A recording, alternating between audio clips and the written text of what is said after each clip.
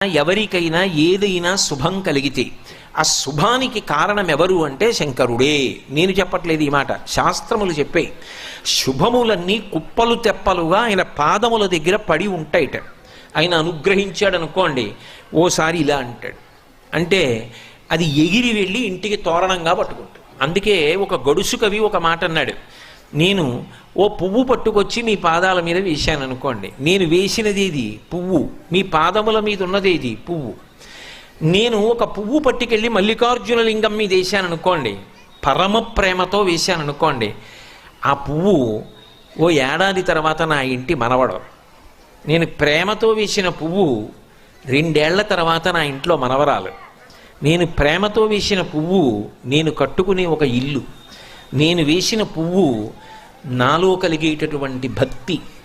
నేను వేసిన పువ్వు ఏ వయస్సులో నాకు రావాలో ఆ వయసు